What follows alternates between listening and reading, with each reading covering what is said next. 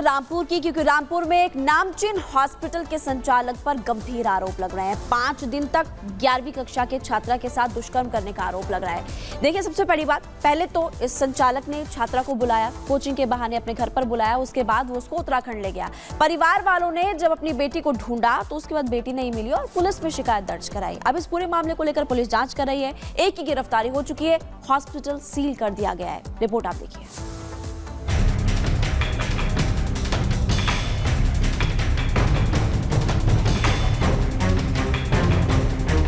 Coaching का बहाना, किया अपहरण। 11वीं की छात्रा से किया दुष्कर्म। दबंग संचालक का अस्पताल सील। उत्तर प्रदेश में एक बार फिर अपहरण कर दुष्कर्म का मामला सामने आया है। आरोप प्रदेश के एक नामचीन अस्पताल के संचालक पर लगा है। उत्तर प्रदेश के रामपुर का यह पूरा मामला है, जहां एक नामचीन अस्पताल के दबंग संचालक ने 11वीं की एक छात्रा को कोचिंग कराने के बहाने घर में बुलाया और फिर उसका अपहरण कर उत्तराखंड के रामनगर ले गया। आरोप है कि वहीं छात्रा के साथ रेप भी किया गया। जब युवती घर नहीं पहुंची तो परिवार वालों ने युवती के अपहरण की रिपोर्ट पुलिस में दर्ज कराई। शिकायत दर्ज कराते योगी की पुलिस तुरंत हरकत में आई और आखिरकार 5 दिनों के बाद पुलिस ने युवती को बरामद कर लिया। पुलिस ने मौके से एक आरोपी को गिरफ्तार किया है। पुलिस ने एक थार कार भी जब्त की है। हालांकि अस्पताल का संचालक और मुख्य आरोपी अभी भी फरार है। नामजद अभियुक्त पंजीकृत होने के उपरांत पुलिस के द्वारा विवेचनात्मक कार्रवाई हुई। विवेचनात्मक कार्रवाई के दौरान अपहृता अपने परिजनों के पास आ चुकी है। विवेचनात्मक कार्रवाई प्रचलित है। पुलिस ने आरोपी के अस्पताल को सील कर दिया है और मुख्य आरोपी की तलाश की जा रही है। इस केस में भी जिस तरह कार्रवाई हुई उससे साफ हो गया है कि मामले कितने भी बढ़ जाएं, साजिश कितनी भी सरकार को बदनाम करने की हो, लेकिन योगीराज में एक्शन तुरंत होता है। Bureau report, Republic Bharat.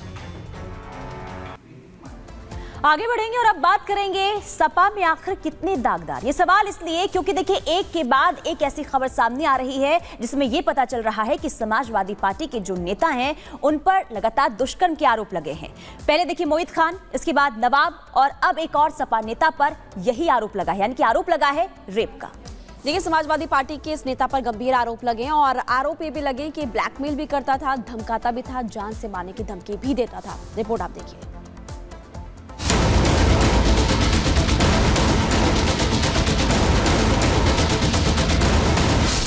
क्या सपा में दुष्कर्मियों का कोई बुफे लगा है?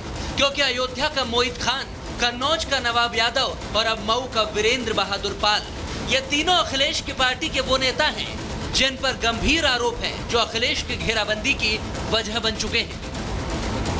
योगी आक्रामक हैं और अखिलेश घिरते जा रहे हैं, क्योंकि उनकी पार्टी के नेताओं की करतूत एक के बाद एक सामने आती जा रही है।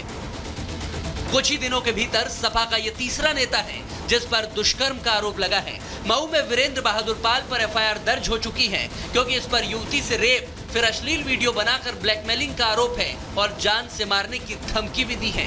और इसी वजह से अब सपा बाबा के निशाने पर है। कन्नौज में जो किया इनके नेताओं ने एक नाबालिग बेटी के साथ, और उसके बाद भी उसका बचाव कर रहे हैं, क्या ये सच, ये सही था क्या जो कन्नौज में इनके नेता कर रहे थे? क्या ये सच सही था क्या? आज तो प्रमाणित हो चुका है कि इनके कृत्य क्या है। बहनों और भाइयों, यही समाजवादी पार्टी की वास्तविक पहचान है। जब से सत्ता में आए थे लगातार यही काम करते थे, व्यापारियों को लूटते थे, बेटियों की इज्जत के साथ खिलवाड़ करते थे। एक निषाद बेटी के साथ जो इन्होंने अयोध्या में किया समाजवादी पार्टी के नेता ने, क्या ये ठीक था क्या? एक निषाद बेटी की इज्जत के साथ खिलवाड़ समाजवादी पार्टी के लोग करते हैं। हमारा मंत्री डॉक्टर संजय निषाद वहां जाकर के उस बेटी की हालत देख करके रो पड़ा था और कह रहा था ये है निषादों के साथ समाजवादी पार्टी का कृत्य। लेकिन ये बेशरम लोग हैं, तब भी उस अपराधी के खिलाफ कार्रवाई हो इसके लिए समाजवादी पार्टी तैयार नहीं थी, उनके लोग तब भी बचाव कर रहे थे। निर्दोष क्या है, सब कुछ तो उसका प्रमाणित हो चुका है।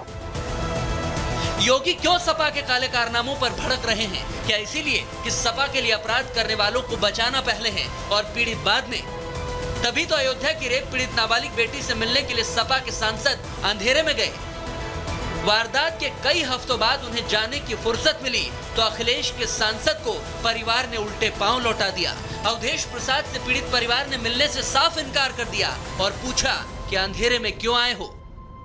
मदद दिलाने के लिए। अब सुनवाई नहीं भैया बाबूजी का और जिसने ये कांड किया है उनके खिलाफ कार्रवाई करने के लिए उनको फांसी सजा दी जाए। पहले तो अयोध्या के मामले में सपा ने आरोपी को बचाने की खूब कोशिश की, लेकिन बचा नहीं पाए तो अब सांसद महोदय रात के अंधेरे में गुपचुप तरीके से मिलकर लीपापोती करने पहुंचे तो पीड़ितों ने ठेंगा दिखा दिया। क्योंकि पहले तो पहचान देखकर मुद्दा उठाना, फिर अपराधियों को बचाना और बाद में पीड़ितों को संभालना, ये भला कोई कैसे बर्दाश्त कर सकता है? समाजवादी पार्टी अपराधी और अपराध पैदा करने की फैक्ट्री है। राहुल गांधी की बयानबाजी, चाहे वो अखिलेश की बयानबाजी हो, केवल तुष्टीकरण। जहां चुनाव है वहीं पर इस तरह के बयानबाजी की बात। अभी पश्चिम बंगाल ने एक कानून पास किया है, 15 साल की बच्ची के साथ हैवानियत की गई है, उस पर बयान नहीं दे रहे। बाबा के राज में अपराधियों का सफाया होगा तो क्या अखिलेश चुन चुन कर बोलेंगे? मेरठ की बेटी के लिए वो इंसाफ मांगेंगे, लेकिन कन्नौज वाली बेटी के लिए नहीं। और सुल्तानपुर एनकाउंटर में तो वो विरोध करेंगे। ये सिलेक्टिव पॉलिटिक्स आखिर क्यों और कब तक चलेगी? Bureau report, Republic Bharat. तो नवाब मोहित के बाद समाजवादी पार्टी के एक और नेता जिन पर गंभीर आरोप लगे हैं, लेकिन मामला क्या है वो जरा आपको विस्तार से बताते हैं। देखिए, यूपी के मऊ में रेप का केस दर्ज हुआ है। दरअसल 18 साल की युवती से बलात्कार हुआ है, यह आरोप लगाया गया है। और आरोपी का नाम वीरेंद्र बहादुर है, जो समाजवादी पार्टी का नेता है। अश्लील वीडियो बनाकर ब्लैकमेल भी किया गया और इसके बाद देखिए केस दर्ज किया गया। आरोपी ने जान से मारने की धमकी भी दी। ना सिर्फ देखिए दुष्कर्म किया गया बल्कि ब्लैकमेलिंग का भी मामला सामने आया। इसके बाद जान से मारने की धमकी भी दी गई। एफआईआर दर्ज कर ली गई है। इसके बाद अब पुलिस जो इस पूरे मामले की जांच कर रही है। आरोपी वीरेंद्र बहादुर अभी भी फरार है। कहां है इसका कुछ अता पता नहीं चल रहा है, लेकिन अभी तक समाजवादी पार्टी के किसी भी नेता ने इस पूरे मामले को लेकर कोई बयान नहीं दिया है। लेकिन देखना यही होगा कि क्या अखिलेश यादव सामने आते हैं, कुछ कहते हैं। तो देखिए क्या है पूरा मामला, आपको पुनीत बता रही थी, लेकिन आरोप जिस पर लग रहे हैं उसके बारे में आपको बताते हैं। वीरेंद्र बहादुर समाजवादी पार्टी का नेता है और इस पूरे मामले को लेकर अखिलेश यादव बिल्कुल चुप है। समाजवादी पार्टी के नेता के साथ साथ वकील भी है, वकालत भी करता है। इसके अलावा सहयोगी युवती ने रेप के आरोप उस पर लगाए हैं। कई गंभीर आरोप लगाए गए हैं कि धमकी देता है जान से मारने की, और यहाँ पर दुष्कर्म का भी आरोप लगते हुए नजर आ रहा है इस पर। और ये भी आपको बता दें कि समाजवादी पार्टी और बसपा से पुराना नाता जो है वो वीरेंद्र बहादुर का रहा है। तो इसलिए देखिए लगातार सवाल अब ये उठ रहा है कि मेरठ को लेकर जहां अखिलेश यादव बयान देते हैं, जांच की मांग करते हैं, इस पूरे मामले को लेकर अखिलेश यादव कुछ क्यों नहीं कह रहे हैं। तो आपको जानकारी दे रहे हैं जिस पर आरोप लगे हैं ये वही आरोपी है। अगली रिपोर्ट के लिए चलते हैं पुनीता के पास। देखिए आगे आपको रिपोर्ट जरूर बताएंगे, लेकिन इस वक्त 2 मिनट में भारत का सबसे पहले रुख करते हैं।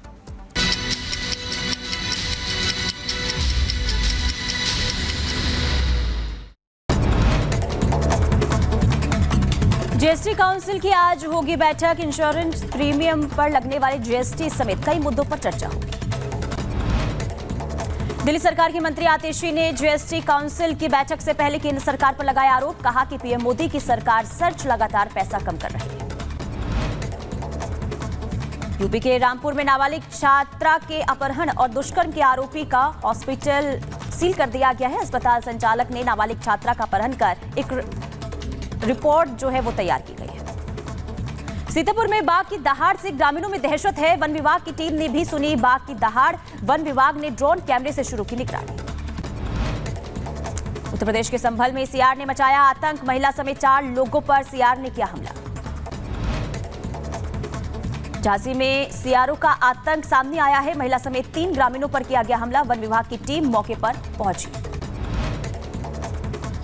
लखीमपुर खीरी में बाघ के बाद अब भेड़ियों का आतंक देखने को मिला है। भेड़िए ने कई जानवरों और ग्रामीणों पर हमला किया है। यूपी के कानपुर ट्रेन को पलटने की साजिश नाकाम। रेलवे ट्रैक पर एलपीजी सिलेंडर से टकराई ट्रेन। रेलवे पुलिस ने 2 संदिग्धों को गिरफ्तार किया। उत्तर प्रदेश के शाहजहांपुर में दबंगों ने वकील और परिजनों से घर में घुसकर मारपीट की। पुलिस ने मामला दर्ज कर मामले की जांच शुरू कर दी है। उत्तर प्रदेश के बुलंदशहर में मामूली विवाद में दबंगों ने लोहे की रॉड से अधेड़ की पिटाई कर दी। पिटाई की वारदात सीसीटीवी कैमरे में कैद हो गई। मुरादाबाद में पुलिस ने अवैध गांजा तस्करों को पकड़ा है। एक महिला समेत 4 लोगों को 40 किलो गांजे के साथ पकड़ा।